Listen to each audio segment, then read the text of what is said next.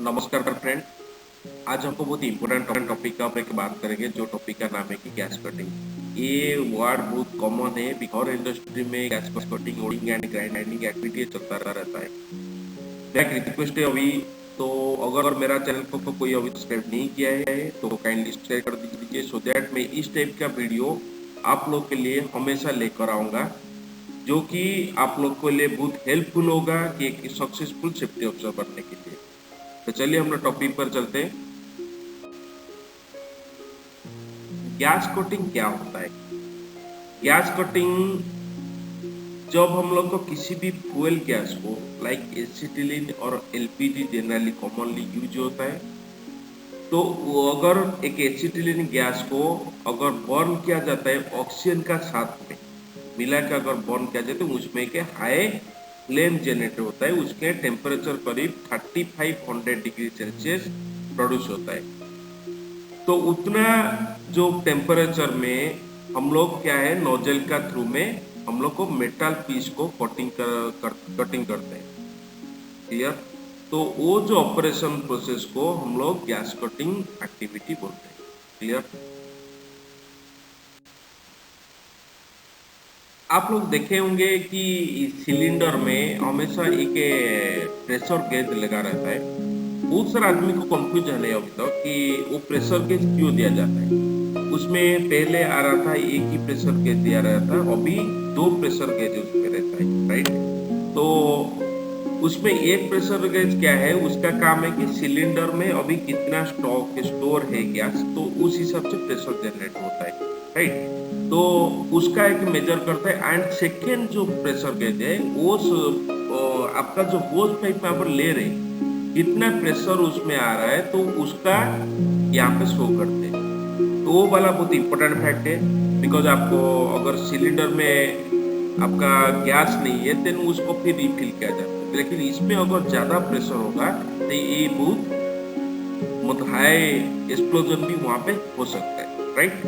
तो इसमें कितना प्रेशर रहना है? जनरली ऑक्सीजन सिलेंडर में 140 kg पर cm स्क्वायर हम लोग का प्रेशर रहना चाहिए। आप लोग का जो प्रेशर गेज रहता है उसमें आप चेक करेंगे, अगर 140 से ऊपर हो रहा है देन आप लोग को उसको बोल सकते हैं कि इसका मतलब कुछ प्रॉब्लम है, तो इसका कुछ हम लोग को प्रेशर फिर कम करके काम करना पड़ेगा। और बहुत सारा इंडस्ट्री ये भी इंश्योर किया जाता है, प्रेशर गेज का भी कैलिब्रेशन किया जाए। विदाउट थर्ड पार्टी कैलिब्रेशन आप लोग यूज नहीं कर सकते, ये भी बहुत सारा इंडस्ट्री में यूज होता है, राइट? तो हम लोग को देखना पड़ेगा कि कितना प्रेशर वहाँ पर है, बिकॉज ज़्यादा प्रेशर होगा तो वो आपका जो होज पाइप को या आपका सिलेंडर को इसको ब्लास्ट कर सकता है, राइट? तो इसमें आप लोग को ये इंश्योर करना चाहिए। And same is for acetylene. Acetylene gas में कितना प्रेशर रहता है? 17.5 kg पर cm स्क्वायर। इतना प्रेशर उसका रहना चाहिए, ठीक है? उससे ज़्यादा होगा तो ये खतर आपके लिए एक खतरनाक हो सकता है। एंड इसका जो फ्लेमेबिलिटी रेंज, एक्चुअली हम लोग कभी कभी देखते हैं कि एल यूएल, ये दो वर्ड आप लोगों को सुने होंगे। अगर नहीं भी सुने होंगे तो मुझे कमेंट में लिख के दीजिए, सो दैट मैं एल एंड यूएल का ऊपर और एक वीडियो लेकर आपका सामने आऊँगा, राइट? तो फ्लेमेबल रेंज 2.5% टू 81%। इसमें क्या होता है, आप लोग देखेंगे, घर पे देखे होंगे, एलपीजी सिलेंडर इमीडिएटली आप चालू करेंगे तो उसमें आग नहीं लगता है, राइट? तो उसका एक लिमिट रहता है, तो उतना लिमिट जब तक नहीं आया एयर में देन वहां पर आग नहीं लगेगा, राइट? तो इसमें फ्लेमेबल रेंज क्या है? 2.5% टू 81%। 2.5% अगर आ गया आपका देन वहां पर आपका चालू हो जाएगा, आग लगना चालू हो जाएगा। अगर 2.5 से नीचे है, मान लीजिए 2% आप छोड़े हैं गैस, ठीक है, तो उतना में आपका आग नहीं लगेगा। एंड सेम अप टू कितना टेम्परेचर, कितना परसेंटेज तक? तो 81% तक आपका वहां पे आग लगेगा। अगर ज्यादा भी आप छोड़ देंगे तो वहां पर भी आग नहीं लगेगा, राइट? तो ये दो चीजें हम लोग को इंश्योर करना है। किसी भी टॉपिक, देखिए किसी भी टॉपिक आप पढ़ने से पहले उसका आज ए सेफ्टी प्रोफेशनल, आज ए इंजीनियर, तो हम लोग को ये सोचना चाहिए कि ये जो जॉब हम लोग को असाइन किया गया है, ये जो जॉब हम लोग करेंगे, इसमें क्या क्या हैजर्ड एंड क्या क्या रिस्क अवेलेबल है, सो दैट उस हिसाब से आप लोग कंट्रोल देना है, राइट। तो आप लोग को यहाँ पे हम लोग को देखेंगे अभी रिस्क यहाँ पे क्या क्या अवेलेबल है गैस कटिंग में। गैस कटिंग अगर हो रहा है तो फायर एंड एक्सप्लोजन हो सकता है, राइट। मान लीजिए कि आप कहीं पर काम कर रहे हैं, वहां पर कुछ फ्लेमेबल मटेरियल है या आपका सिलेंडर भी वो ब्लास्ट हो सकता है, ठीक है। तो फायर एंड एक्सप्लोजन होने का यहाँ पे चांसेस है। आगे हम लोग देखेंगे फायर एंड एक्सप्लोजन रिस्क को कंट्रोल करने के लिए आप क्या क्या करेंगे तो आप इसको कंट्रोल कर पाएंगे, right. Then second one is burn injury due to fire and hot material, right. तो यहाँ पर hot metal because 3500 degree Celsius में टेम्परेचर में इसको काट रहे हैं तो वहां पे हॉट मेटल आएगा। तो वो हॉट मेटल अगर आपका डायरेक्टली आपका बॉडी में टच करेगा तो क्या होगा, वहां पे बर्न इंजरी हो सकता है, right. Then third one is the hall of cylinder. अब मान लीजिए सिलेंडर हैंडलिंग करने का टाइम में वो मे भी गिर सकता है, right. Then bursting of cylinder, cylinder भी बर्स्ट भी हो सकता है। Then next one is the trip and fall. आप लोग का इसमें होज पाइप यूज होता है, तो होज पाइप कभी कभी बहुत लंबा भी रहता है, तो उसमें अगर प्रॉपर प्लेस में हम लोग नहीं रखेंगे तो वहां पर भी ट्रिप एंड फॉल भी कोई हो सकता है, राइट। तो हम लोग को एक एक करके अभी देखेंगे ये जो रिस्क को कैसे हम लोग कंट्रोल करेंगे। फायर एंड एक्सप्लोजन को कंट्रोल करने के लिए हम लोग को क्या करना पड़ेगा, राइट। तो जनरली फायर एंड एक्सप्लोजन होता है वो कहाँ पर, वो फ्लैशबैक होके, राइट। तो कभी कभी हम लोग कटिंग करने का टाइम में वो अगर वो जो गैस है वो कहाँ से जाता है, सिलेंडर से जाता है कहाँ तक, टॉर्च तक। तो अगर इनकेस वो बैक मारेगा तो क्या होगा, वो जो फ्लेम वो डायरेक्टली अंदर भी जा सकता है, कहाँ पर, वो सिलेंडर का अंदर, राइट। तो उसको हम लोग को कैसे मिटिगेट करेंगे। अगर आप लोग को और एक एग्जांपल देना चाहता हूँ तो आप लोग देखे होंगे कभी मूवी में कोई आदमी के दरवाजा का पीछे छुपा हुआ है, देन क्या करते हैं विलेन लोग, वो जाके पेट्रोल को मान लीजिए कि वो दरवाजा का नीचे में डाल रहे हो अंदर तक, ठीक है। तो उस समय क्या करता है, वो जो अंदर वाला आदमी वो मैचिस लगा देता है। मैचिस लगाने का टाइम में क्या होगा, वो पेट्रोल पीछे जाके जो लोग डाल रहे तो वहां पर पहुंच जाता है, तो वहां पे ब्लास्ट हो सकता है, एक्सप्लोजन हो सकता है, राइट। ये एग्जाम्पल मतलब मूवी में आप लोग बहुत बार देखे होंगे, इसलिए मैं एग्जाम्पल दिया। तो ऐसा भी अगर आप लोग का वो सिलेंडर से होज पाइप से आप लोग का गैस जा रहा है कहाँ तक, कटिंग तक, अगर इनकेस वो फ्लेम बैक मार गया तो वो डायरेक्टली आपका सिलेंडर में पहुंच सकता है, और सिलेंडर में तो हाई वॉल्यूम का गैस वहां पर है, तो वहां पर क्या होगा, वहां पे एक्सप्लोजन हो सकता है, राइट। तो उसको अवॉइड करने के लिए हम लोग को क्या करना पड़ेगा, ensure all connection are tight. आपका जितना भी कनेक्शन है उसको आप इंश्योर करिए कि प्रॉपरली टाइट रहना चाहिए। एंड सबसे मोस्ट इम्पोर्टेंट थिंग है कि फ्लैशबैक अरेस्टर। फ्लैशबैक अरेस्टर क्या होता है, ये अगर इनकेस फ्लैश आपका बैक मारता है, ठीक है, फ्लैशबैक होता है, वो क्या है ना, अरेस्ट कर देता है, राइट। तो उसका नाम ही फ्लैशबैक अरेस्टर। इसमें क्या कहाँ लगेगा, आपका कटिंग सेट का एंड में लगेगा, सिलेंडर का एंड में लगेगा। एंड सेम आपका 2 सिलेंडर यूज करते हैं तो कितना हो गया, टोटल 4 फ्लैशबैक अरेस्टर आपको फिटिंग करना पड़ेगा बोझ का साथ, right. Then second, regulator to the required pressure. आपका जो रेगुलेटर है, मैं पहले भी बोल चुका कितना प्रेशर रहना चाहिए, अगर ज्यादा प्रेशर होगा वहां पर भी आपका एक्सप्लोजन हो सकता है। तो इसीलिए बहुत सारा इंडस्ट्री में प्रेशर गेज को बहुत कॉमनली ले लेते हैं, ठीक है, बिकॉज ये इंजीनियर लोग का भी इतना ध्यान नहीं रहता है कि जो भी कॉन्ट्रैक्टर काम कर रहा है वहां पर प्रेशर गेज अगर खराब भी होगा, वो लोग इतना सोचते हैं कि ये बहुत कम मतलब इसका कॉन्सिक्वेंस तो कम है और रिस्क इसमें ज्यादा नहीं है, उसको ये लगता है। लेकिन वो उतना प्रेशर अगर ज्यादा हो जाएगा, आप लोग को मेजर डिवाइस नहीं है, देन वहां पर क्या है, एक्सप्लोजन हो सकता है। ये हमेशा दिमाग में रहना चाहिए, राइट। ये बहुत इंपॉर्टेंट चीज है, प्रेशर गेज हमेशा रहना चाहिए, pressure meter, right. then purge each hose separately for sufficient time to ensure only pure gas remain in the hoses. ये भी बहुत इम्पोर्टेंट चीज है, बिकॉज हम लोग का तो कभी कभी नाइट्रोजन का पर्जिंग करना पड़ता है। कहीं पर हम लोग को हॉट वर्क करेंगे तो वहां पर नाइट्रोजन पर्जिंग करना पड़ता है पहले। तो नाइट्रोजन पर्जिंग क्या है, एक इनर्ट गैस है, तो वो वहां पर बैठ के बाकी जो भी गैस होगा उसको निकाल देता है। लेकिन हम लोग को ये जो होस पाइप में जो भी स्टोर गैस को हम लोग को रिलीज करने के लिए हम लोग को क्या है, अगर चार पांच बार अगर दबा देंगे वो कटिंग सेट को, देन वहां पर वो जो भी गैस है वो चला जाएगा, राइट। तो इस तरीका से आप लोग इंश्योर कर सकते हैं कि मतलब कोई भी गैस जैसे अंदर नहीं रहने के लिए आप ये प्रोसेस को इम्प्लीमेंट कर सकते हैं, राइट। नमस्कार फ्रेंड, आज हम लोग को बहुत इंपॉर्टेंट टॉपिक का ऊपर एक बात करेंगे, जो टॉपिक का नाम है कि गैस कटिंग। ये वर्ड बहुत कॉमन है, बिकॉज हर इंडस्ट्री में gas cutting, holding and grinding activity चलता रहता है।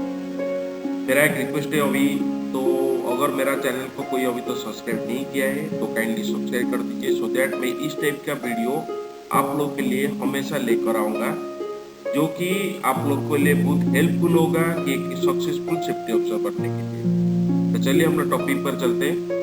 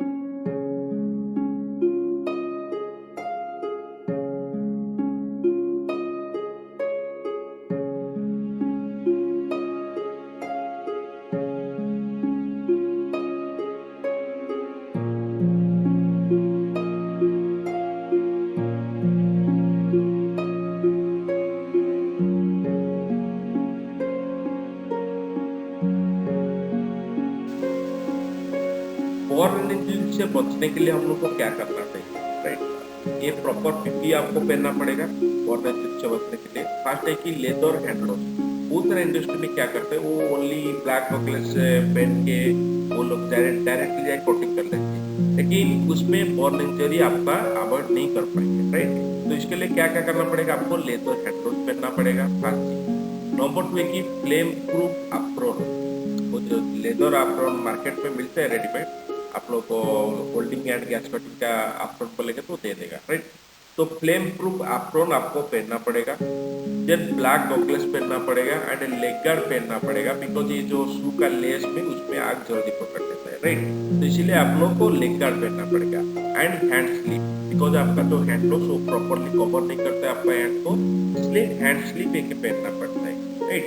इतना सारा चीज अगर आप पहन के काम करेंगे देन आप 100% तो नहीं भाई बोलूंगा, बिकॉज वो हमारा बिहेवियर का ऊपर डिपेंड करता है, बिकॉज हम लोग को अगर ठीक से भी नहीं पहनेंगे देन उसका फायदा कुछ नहीं होने वाला, राइट? तो इसीलिए ये एटलीस्ट हम लोग बॉर्न इंजरी को 99% तो अवॉइड कर सकते हैं इसमें, राइट?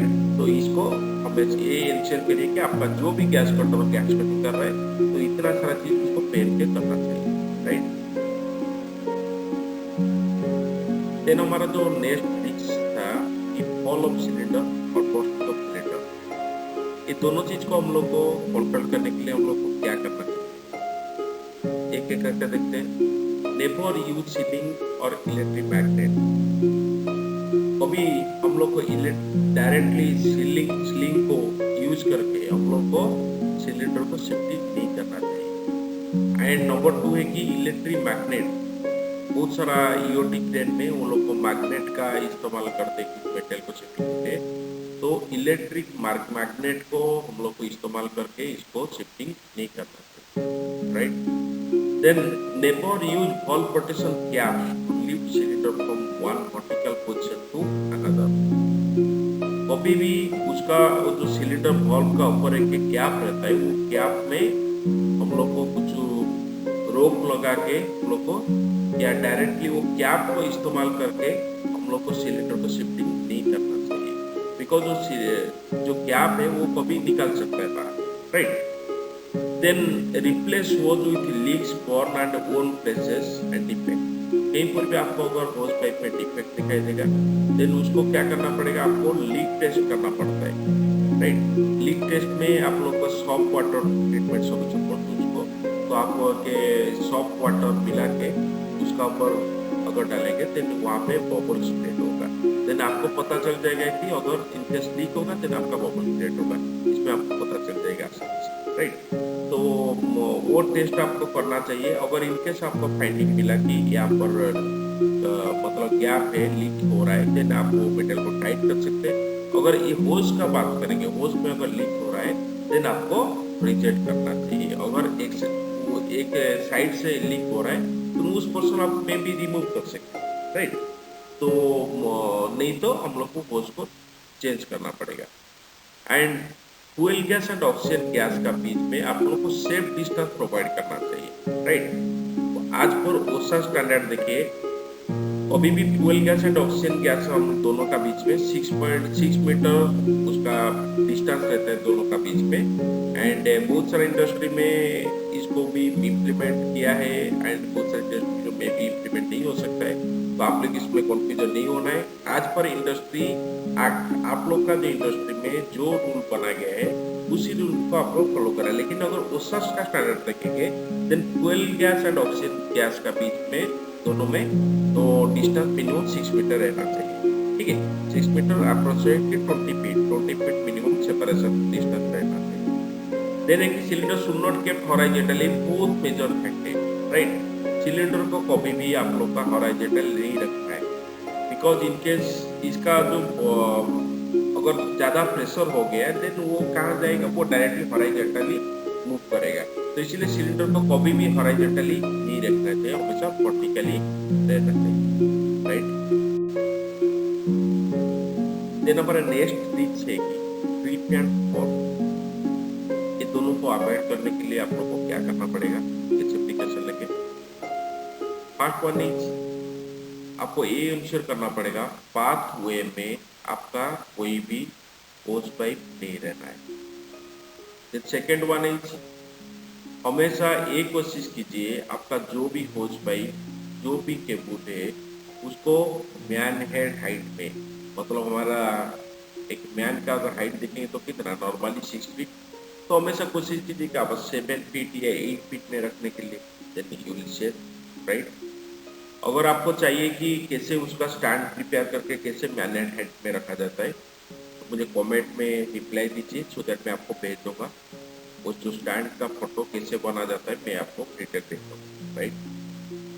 तो अभी हमारा टॉपिक एंड, इतना में एंड है। तो इसमें मेरा एक रिक्वेस्ट है, आप लोग का जो भी डाउट है यहाँ पर मुझे कमेंट में रिप्लाई दीजिए। एंड अगर कोई भी मेरा चैनल को अभी तो सब्सक्राइब नहीं किए तो काइंडली सब्सक्राइब कर दीजिए, एंड साइड में जो बेल आइकन है उसको दबा दीजिए, सो इस टाइप का जो भी वीडियो में प्रिपेयर करूँगा देन वो आपका पास पहुँच जाएगा, राइट। एंड अगर वीडियो मेरा अच्छा लगा है तो काइंडली लाइक कर दीजिए,